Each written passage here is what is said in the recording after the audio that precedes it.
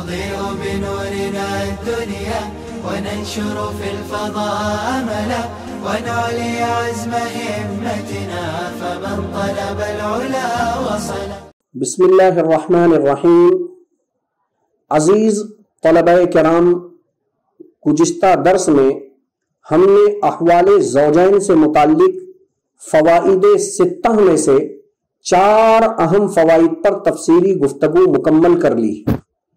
آج کی اس مجلس میں فائدہ خامسہ 5ویں اہم فائدے پر ہم گفتگو کریں گے، جس کا عنوان ہے آیات میراث میں وجود ولد اور عدم وجود ولد کی نسبت احد الزوجین کی طرف کیوں کی گئی.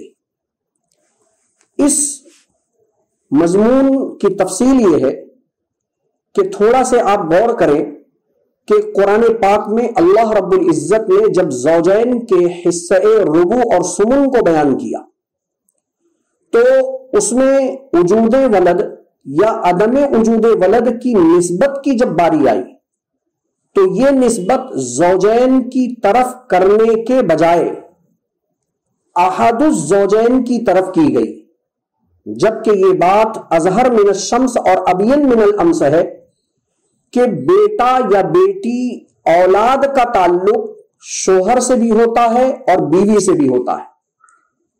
تو اگر زوجین کی اولاد ہے تو اولاد کے ہونے میں نسبت دونوں کی طرف ہونا چاہیے، اور اگر زوجین کی اولاد نہیں ہے تو عدم وجود اولاد کی جو نسبت ہے یہ بھی دونوں کی طرف ہونی چاہیے. لیکن قرآن کریم میں نسبت اولاد الی الزوجین کی تعبیر کو چھوڑ کر نسبت اولاد الی احد الزوجین کی تعبیر کو اختیار کیا گیا ہے. جیسے کہ آپ غور کر سکتے ہیں، جب شوہر کے حصے نصف کی باری آئی تو قرآن نے اس کے حصے کو بیان فرمایا وَلَكُمْ نِصْفُ مَا تَرَكَ أَزْوَاجُكُمْ إِن لَّمْ يَكُن لَّهُنَّ وَلَدٌ. إِن لَّمْ يَكُن لَّهُنَّ وَلَدٌ، عدم وجود اولاد میں لہن صرف بیوی کی طرف نسبت ہوئی، شوہر کو اس میں شامل نہیں کیا. اسی طریقے سے جب بیوی کے حصے ربع کی بات آئی تو قرآن کریم نے وَلَهُنَّ الرُّبُعُ مِمَّا تَرَكْتُمْ إِن لَّمْ يَكُن لَّكُمْ وَلَدٌ ارشاد فرمایا.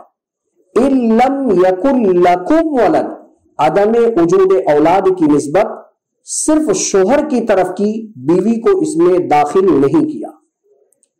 اور جب شوہر کے لیے حصہ ربع کی باری آئی تو قرآن پاک نے فَإِن كَانَ لَهُنَّ وَلَدٌ فَلَكُمُ الرُّبُعُ مِمَّا تَرَكْنَا فرمایا. فَإِن كَانَ لَهُنَّ وَلَدٌ، لَهُنَّ وَلَدٌ وجود اولاد کی نسبت میں صرف بیوی کی طرف اشارہ کیا، شوہر کو اس میں داخل نہیں کیا. اسی طریقے سے جب بیوی کے حصہ ثمن کی باری آئی تو قرآن پاک نے ارشاد فرمایا فَإِن كَانَ لَكُمْ وَلَدٌ فَلَهُنَّ الثُّمُنُ مِمَّا تَرَكْتُمْ. فَإِن كَانَ لَكُمْ وَلَدٌ وجود اولاد کی نسبت صرف شوہر کی طرف کی، بیوی کو اس میں شامل نہیں کیا. اب سوال یہ پیدا ہوتا ہے کہ نسبت اولاد الی الزوجین کی تعبیر کو چھوڑ کر قرآن کریم میں نسبت اولاد الی احد الزوجین کی تعبیر کو کیوں اختیار کیا؟ تو اس کا جواب یہ ہے کہ نسبت اولاد الی الزوجین یہ امر بدیہی ہے. سب کو معلوم ہے کہ اولاد کا تعلق میاں بیوی دونوں سے ہوتا ہے، اسی لیے کتاب اللہ میں دونوں کی طرف وجود اور عدم وجود ولد کی نسبت نہیں کی گئی، بلکہ نسبت اولاد الی احد الزوجین کی تعبیر جو امر غیر بدیہی ہے اس کو اختیار کیا گیا ایک خفیف اور لطیف معنی کی طرف اشارہ کرنے کے لیے، یا یوں کہہ لیجئے کہ ایک اشکال اور سوال کا جواب دینے کے لیے. چنانچہ کل 2 صورتیں ہوں گی، یا تو اولاد کا تعلق زوجین دونوں سے ہوگا یا اولاد کا تعلق احد الزوجین سے ہوگا. اگر اولاد کا تعلق احد الزوجین سے ہے تو اس کو ہم مثالوں کے ذریعے سمجھ کر پہلے سوال قائم کرتے ہیں اور پھر قرآن کی اس تعبیر کے ذریعے اللہ رب العزت نے جو لطیف اشارے کے ساتھ جواب دیا ہے اس کو سمجھنے کی ہم سعی اور کوشش کرتے ہیں۔ چنانچہ نسبت اولاد الی احد الزوجین کی دو صورتوں میں سے پہلی صورت یہ ہے کہ زوجین میں سے ولد کا تعلق یا تو صرف بیوی سے ہوگا، زوجہ سے ہوگا، جس کی مثال یہ بنے گی کہ رقیہ نے زید سے نکاح کیا اور دونوں سے پیدا ہوا فہد۔ اب یہ فہد رقیہ کا بھی لڑکا ہے، زید کا بھی لڑکا ہے، زید کا انتقال ہو گیا، بعد عدت الوفات رقیہ نے قاسم سے نکاح کر لیا، تو اب یہاں یہ جو فہد ہے یہ قاسم کا بیٹا نہیں ہے لیکن رقیہ کا بیٹا ہے۔ اب یہاں دو سوال پیدا ہوئے کہ اگر رقیہ کا انتقال ہوتا ہے تو شوہر قاسم کو کیا ملے گا، اور اگر شوہر قاسم کا انتقال ہوتا ہے تو رقیہ بیوی کو کیا ملے گا۔ اب یہاں اولاد کا تعلق صرف رقیہ سے ہے، قاسم شوہر سے نہیں ہے۔ قرآن پاک نے نسبت اولاد الی احد الزوجین کی تعبیر کو اختیار کر کے ہمیں جواب دے دیا کہ ہمیں یہ نہیں دیکھنا ہے کہ جو زندہ ہے اس کی اولاد ہے یا نہیں ہے، ہمیں یہ دیکھنا ہے کہ جو مر گیا ہے اس کی اولاد ہے یا نہیں ہے۔ تو وجود ولد یا عدم وجود ولد میں زندہ کا اعتبار نہیں ہوگا، با حیات کا اعتبار نہیں ہوگا، بلکہ جو مر رہا ہے مورث بن کر اس کا اعتبار ہوگا۔ یہ ایک ضابطہ نسبت اولاد الی احد الزوجین کی تعبیر سے قرآن کریم نے ہمیں دے دیا۔ اب اس ضابطے کی روشنی میں اس سوال کا جواب بہت آسانی سے ہم حل کر سکتے ہیں کہ چونکہ فہد رقیہ کا بیٹا ہے، اب اگر شوہر کا انتقال ہوتا ہے تو شوہر کا بیٹا فہد نہیں ہے، چنانچہ مرنے والے شوہر نے کوئی اولاد نہیں چھوڑی ہے، اور جب اولاد نہیں چھوڑی ہے تو رقیہ کو حصہ اکثر ربع ملے گا۔ لیکن اگر رقیہ کا انتقال ہوتا ہے تو چونکہ فہد رقیہ کا ہی بیٹا ہے، اور جب فہد رقیہ ہی کا بیٹا ہے اور مرنے والی رقیہ نے اپنے پیچھے اولاد میں سے فہد نامی بیٹے کو چھوڑا ہے، تو اب قاسم جو شوہر ہے اس کو حصہ اکثر نصف نہیں ملے گا بلکہ حصہ اقل ربع ہی ملے گا۔ یہ قرآن پاک کا اعجاز ہے کہ قرآن پاک نے امر بدیہی کو چھوڑ کر، نسبت اولاد الی الزوجین والی تعبیر کو چھوڑ کر، نسبت اولاد الی احد الزوجین کی تعبیر کو اختیار کر کے یہ ضابطہ ہمیں دے دیا۔ اسی طریقے سے نسبت اولاد الی احد الزوجین کی جو صورت تھی اس میں سے دوسری صورت یہ بن سکتی ہے کہ زوجین میں سے ولد کا تعلق صرف شوہر سے ہوگا۔ مثال کے طور پر شاکر نے قاسمہ سے نکاح کیا، دونوں سے پیدا ہوئی سمیہ۔ اب یہ سمیہ شاکر کی بھی لڑکی ہے اور قاسمہ کی بھی لڑکی ہے، لیکن قاسمہ کا انتقال ہو گیا۔ اب شاکر نے زینب سے نکاح کیا، تو اب یہاں جو سمیہ ہے وہ زینب کی اولاد نہیں ہے بلکہ یہ سمیہ صرف شاکر کی اولاد ہے۔ اب یہاں پر بھی دو سوال پیدا ہوا کہ اگر شوہر شاکر کا انتقال ہوتا ہے تو بیوی زینب کو کیا ملے گا، اور اگر بیوی زینب کا انتقال ہوتا ہے تو شاکر شوہر کو کیا ملے گا۔ ہم نے اسی ضابطۂ قرآنیہ کی روشنی میں بہت آسان انداز میں اس کا جواب دے دیا کہ چونکہ وجود ولد اور عدم وجود ولد میں صرف مرنے والے یا مرنے والی کا اعتبار ہوگا۔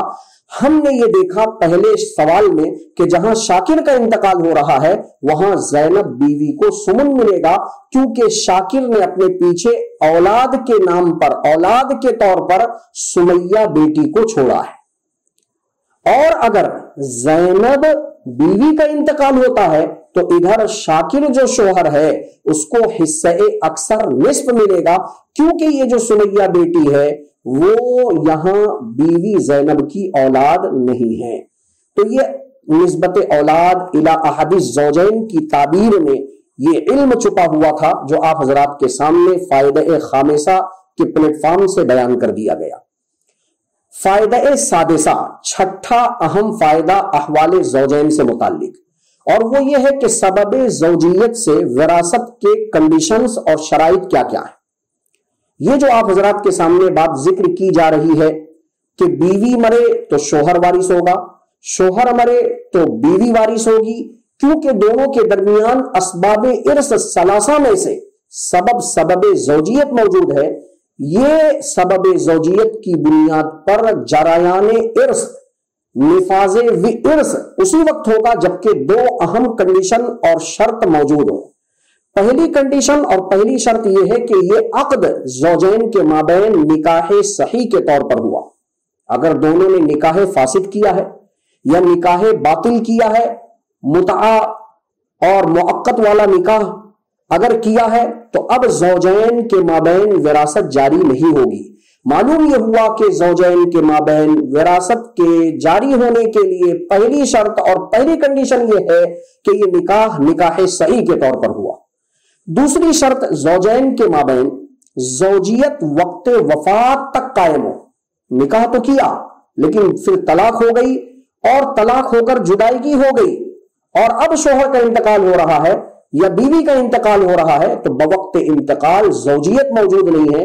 معلوم یہ ہوا یہ جو زوجیت سبب ارث ہے یہ قائم رہنا چاہیے وقت وفات تک۔ اگر وقت وفات تک قائم ہے تب تو یہ ایک دوسرے کے وارث اور مورث ہوں گے، اور اگر وقت وفات تک قائم نہیں ہے تو یہ ایک دوسرے کے وارث اور مورث نہیں ہوں گے۔ یہاں ایک جزیہ ذہن میں رکھنا چاہیے کہ اگر شوہر نے اپنے بیوی کو طلاق رجعی دی ہو اور شوہر کا انتقال عدت کے دوران ہو گیا ہو تو اس مطلقہ خاتون کو وراثت ملے گی، اس لیے کہ آپ حضرات جانتے ہیں کہ طلاق رجعی میں عدت کے اندر نکاح من وجہن باقی رہتا ہے، لیکن اگر شوہر نے طلاق رجعی دی اور عدت گزر گئی اور اس کے بعد شوہر کا انتقال ہوا تو اب یہ مطلقہ بائنہ ہو گئی، عدت کے گزر جانے کی وجہ سے بالکلیہ نکاح ختم ہو گیا، لہٰذا اب اس خاتون کو اپنے شوہر کے ترکے میں سے کچھ نہیں ملے گا۔ لیکن اگر شوہر نے اپنی بیوی کو طلاق بائن دیا ہو، اب شوہر کا انتقال چاہے عدت کے درمیان ہو چاہے عدت کے بعد ہو، دونوں صورتوں میں اس مطلقہ بائنہ کو کوئی وراثت نہیں ملے گی، اس لیے کہ طلاق بائن میں بالکلیہ نکاح طلاق دیتے ہی ختم ہو جاتا ہے۔ یہ آپ حضرات کے سامنے احوال زوجین سے متعلق فوائد ستہ تھے جو آج کی اس مجلس میں بحمد اللہ مکمل ہوئے۔ ہم اسی پر اکتفا کرتے ہیں۔ السلام علیکم ورحمۃ اللہ وبرکاتہ۔